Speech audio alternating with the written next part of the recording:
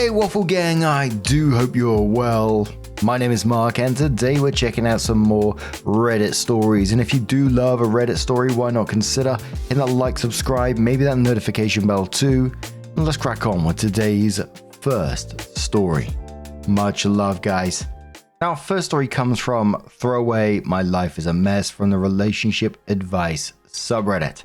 And I just want to give you a warning before we do get into this story. There is sexual content and discussions of intimacy within the story as well. So if you do want to skip it, please feel free to do so.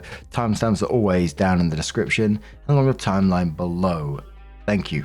Now, this one's a bit of a wild title, to say the least.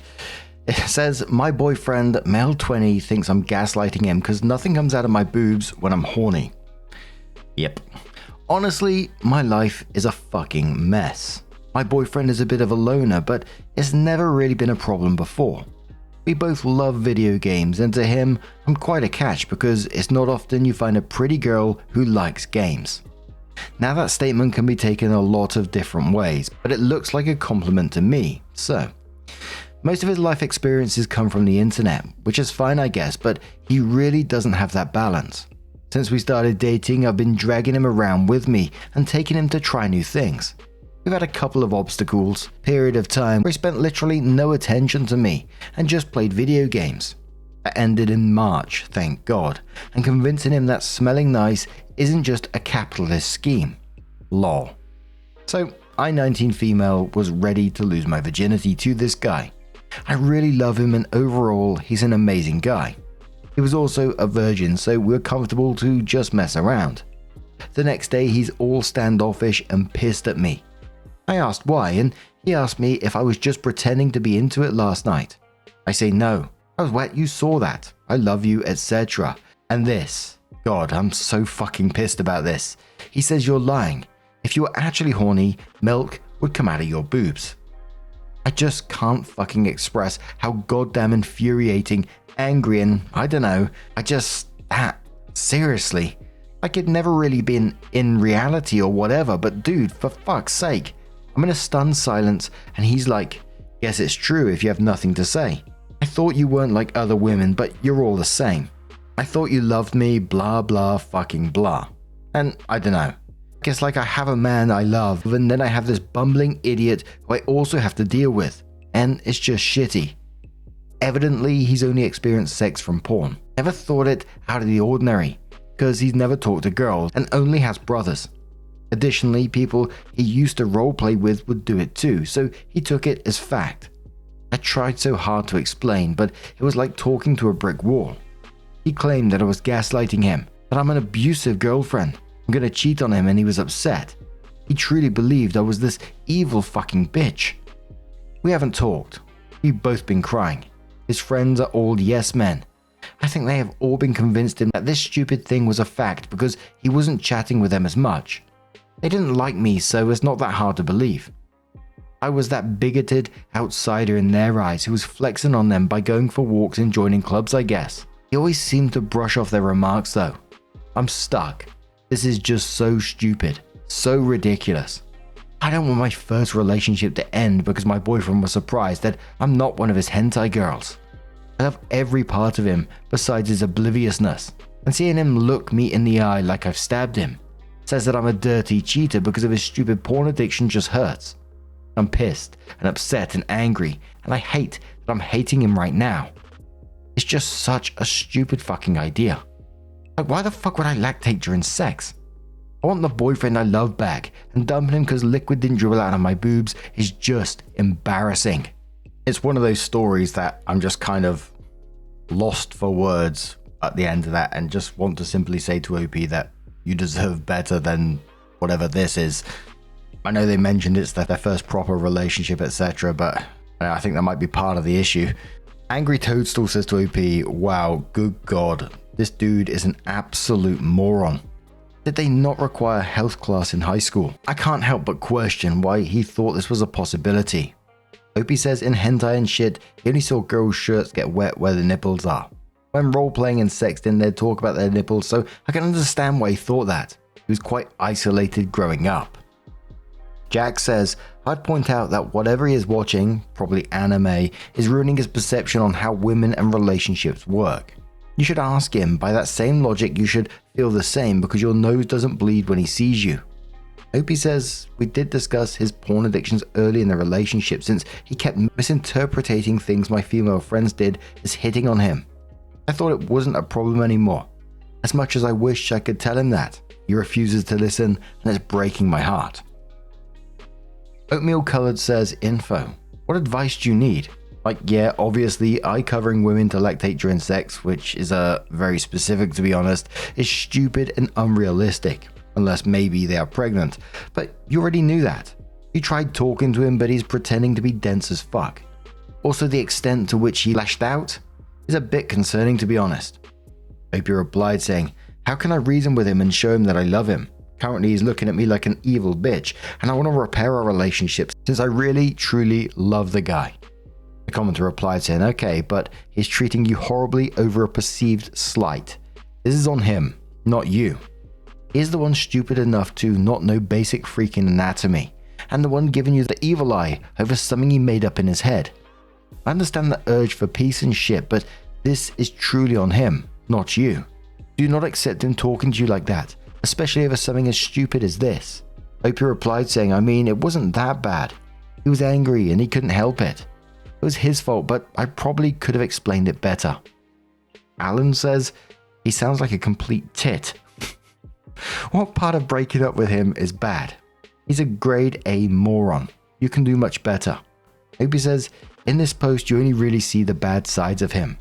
He tends to be passionate, kind and funny. We agree on all major topics. I don't know what I'd do without him.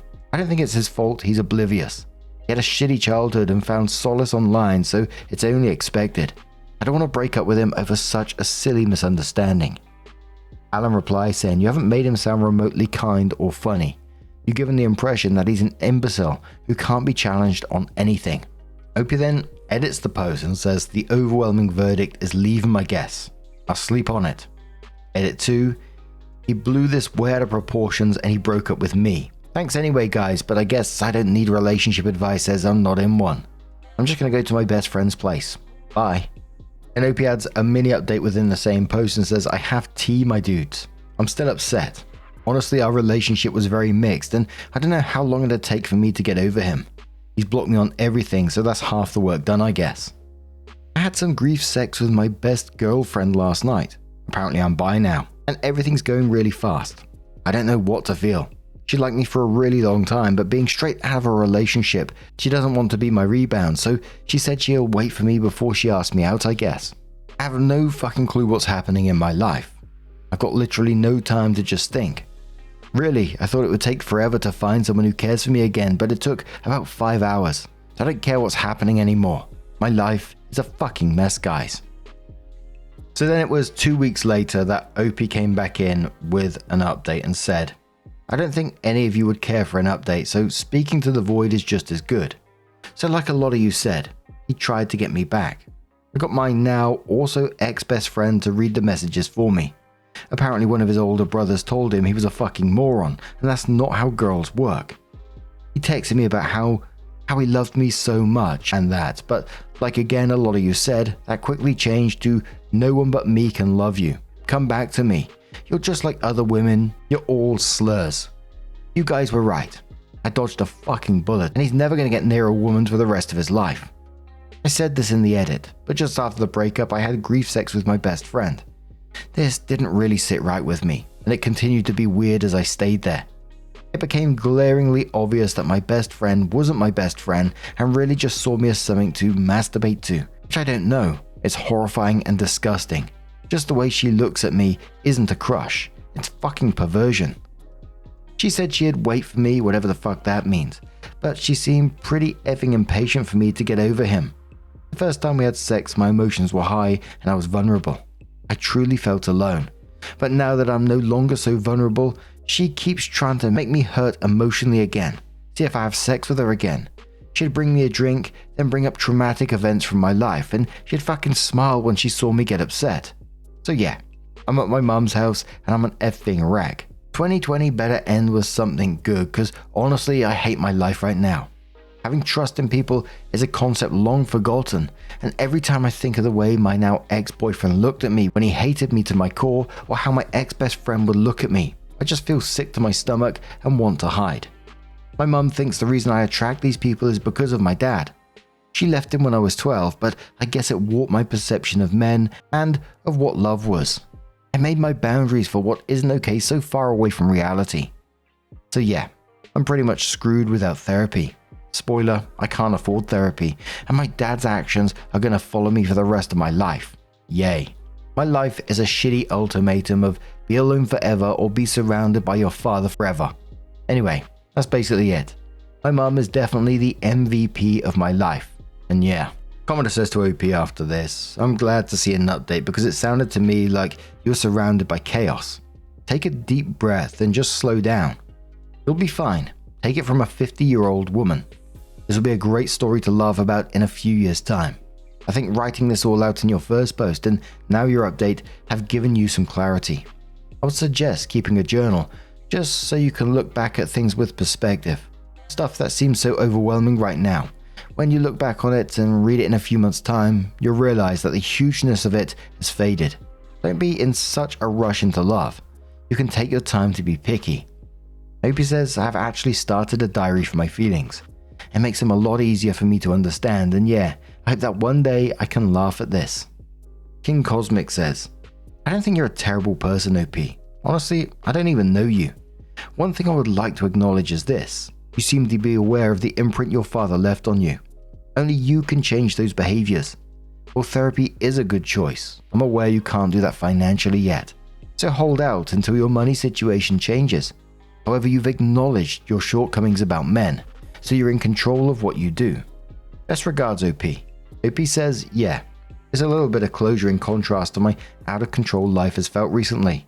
But yeah, I think I'll just have to raise the bar, I guess.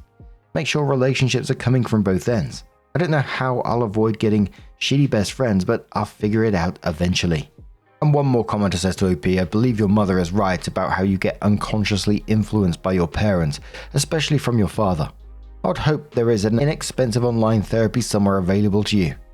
Regardless, good for you for taking care of you, for recognizing that these people are not healthy for you. Hang in there. There is no such thing as forever. You are learning. And Opie replies saying, yeah, I'm just going to have to make do with YouTube and BuzzFeed, I guess. I think I'm going to have to learn through experience. I'm dreading it just a little bit. And it absolutely sounded by the end of that one that OP dodged 2 bullets in the end there, that boyfriend and the ex-best friend. But what do you guys make of this one? Bloody hell. Let us know your thoughts down in the comments below, and let's move on to another story. Now, our next story, it comes from Mick and Vic from the Relationships subreddit, and it says, my 23 female best friend, 23 female, confessed she had an affair with my boyfriend, 23 male. The story doesn't check out. I will try to explain the situation the best I can, even though I am myself really confused. So it all started a few months ago, when my best friend Kim started questioning the liberty, more like trust, I give to Mike. I don't make an issue of things that would normally be inappropriate for some people. I trust Mike's character and believe he will make the right choices. I also know I am the jealous type, so it is better to just let go for me and trust. I'd rather he strays than behave because I am watching solely. However, Kim kept trying to imply that he could be cheating on me and that I have no idea. Her ex cheated on her. It was in high school though, so I guess she tends to be suspicious. Now, why of my boyfriend? I thought it was because she was looking out for me. She is also friends with him, so surely she knows he is not that type, right? I know anyone can cheat, but let's agree that some people are really less likely to. Mike and I have been together 3 years. He is my first and I love him very much. He is both a lover and a friend to me, and our relationship is a source of happiness to me. And him too, normally. Mike has never given me a reason to doubt him. Never lied about serious things, just insignificant things like saying he's arriving soon at my house when really he just finished showering. Basically, the idea of him cheating is foreign to me. We had strong and clear boundaries in place. I'd be mindfucked if he did, knowing the type of person he is.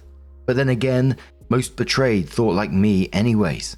Kim had been bringing it up on and off for the last few months, and a few weeks ago when she came to stay over, she dropped the bomb on me that supposedly Mike was cheating with her. At first I felt really numb. I cried, I screamed, berated her and drove to Mike's house at 2 a.m. She had shown me texts on WhatsApp with his name, and it was very clearly cheating. They had been together for 6 months. He would meet her on Mondays to have lunch, when he told me he usually would have lunch with his parents. They apparently snuck out on New Year's Eve to fool around. I did lose sight of both of them at one point at that party, but found him with his friend later. I confronted him in this hysterical state, and he just looked confused. He kept denying up until the end. When I left, he was still denying everything. I don't use WhatsApp, but he used to. However, because of family problems, basically group chat issues it seems, he deleted it 2 months ago.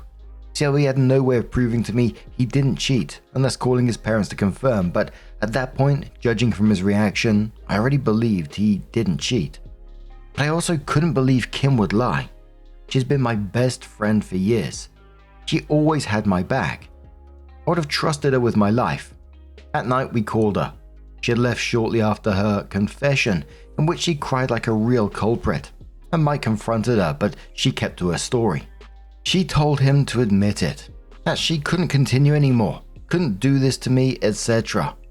They just kept arguing, and I asked her if he ever slept at her place at one point, and she said he did on a date where he was supposed to go meet his friend in a neighboring city 4 months ago. But turns out that weekend in question, he was indeed supposed to go, but chose to stay with me as I was having some issues. We spent that weekend together, and I really don't think he snuck out of the house at night. I also sleep while holding him tightly, and I would have felt if he had moved. So her story didn't check out. I told her that, and she says she must have confused the dates. Apart from the text, she has no other proof. However, she seemed really hurt that I wouldn't trust her. But there is big holes in hers. Well, except from the WhatsApp being deleted, there is nothing else that is suspicious for him. His texts with her are normal, basic stuff, and have been for a month. I can't go further up on his phone to retrieve texts. They're not deleted, it's just like that for some reason. Now Kim and I don't speak to each other anymore. Mike is beyond furious at her, and I'm confused. I believe my boyfriend, but I just can't wrap my head around the idea that Kim would lie like that. And for what? She had good friends with Mike too. It's not as if she disliked him. A small part of me wonders if I did not clear the wrong person. But really, Mike would have to win an Oscar if he can feign innocence so well. I know my last option is for him to get his mum to confirm, but at this point, I wonder if it is really necessary to drag her in our problems. There are his friends too. But as much as I trust Mike, if he really did cheat, those guys will protect him and lie until the end. I could also contact Kim and verify it's his number listed on WhatsApp, but I don't think Mike would appreciate after the scene that I caused that night. He was more concerned and understanding than mad, but that's because Kim was my best friend, and he could see how I would take her words for the truth. But would someone really invent months of conversation just to break a relationship? What was she doing? Texting herself? Am I right to believe him? Am I being blinded by my feelings? I know there isn't a clear question, but in this situation, what is the next step for me? Well, it seemed like Kim's story fell apart right in the middle there, that you were literally with Mike the weekend she claims he stayed at her place and then says, oh, maybe I mixed up the dates. Nah, that's just her lie collapsing. I mean, OP could pull some quick moves on this, like calling the parents about the Monday lunches, verifying the WhatsApp number is actually his. I think in this situation, it's one that I've seen before where Mike is genuinely confused in this, where Kim just seems to be putting on some kind of show here. The reason really I want to know on this is why. What's she doing this for? Does she want him for herself? Can't see you being happy? Is jealous of something or other? That's what I want to know. But Olivia says to the OP, I don't understand what Kim's motivation would be here. By telling you, she loses both you as friends permanently with nothing to gain. Mike, on the other hand, has a ton to lose by confessing to an affair if he's having one. So it'd be in his best interest to say that Kim's lying. Occam's razor, I would trust Kim. The weekend in question was 4 months ago, and it's likely she just got the date wrong. Opie says this is what is making me hesitate. She really couldn't have gotten anything good out of it. If Mike had cheated and we broke up, he most likely would have not been with her because she spilled. Why would she lie then? Either way, I would have ended my friendship with her and he would have not been with her. Or maybe he broke his affair and she did it as revenge. That's the only possible solution. Getting says trust, but verify. Talk to his parents about the Monday lunches. Where do they like to go? How often is it? What do they like about it? You need ideas from them because if someone in your family is looking for advice. Opie says I could do this, yes. It doesn't sit that well with me to go behind his back, but at least it will put my worries to rest. But then what happened that weekend? And what if he doesn't go every Monday? I can't ask his mum if he was really there every Monday without rising suspicion and making it obvious I'm doubting him. Not a Kitten says the premise is flawed. If she was really your friend, she would have not have slept with your boyfriend, so either 1, she is telling the truth equals she's not your friend, or 2, she is lying to break you up equals she is not your friend. Therefore, she is not your friend. Oats Float says, find a way to bring up these Monday lunches up in a casual conversation with his parents. Give them a call asking about gift ideas or something. If their response is something along the lines of, what Monday lunches, or we haven't done that in ages, you know something is up. If not, you'll have further proof that your friend is lying. Arthur and Bandit says, your boyfriend sounds like he handled being called a cheater like a champ. Giving you his phone without a second thought. Having answers for everything without issue. It sounds like he wouldn't have had a problem helping put your mind at ease and may even sit down with his parents with you and give you the information you need. I've been in this exact situation, and this is exactly how I made either through it. My SO's, at the time, best friend had a lot more proof though. I just found every hole in her story that I could with my SO. Things started to level against her in such a way that she admitted that she would rather lose her best friend than see her taken away by me. So sometime later, OP does come in with her update and says, so I'm updating so I can leave this story behind and move on. Thanks for all the advice. After reading all the answers, I just decided to verify if he really does have lunch with his parents on Mondays, and ended up doing almost everything proposed.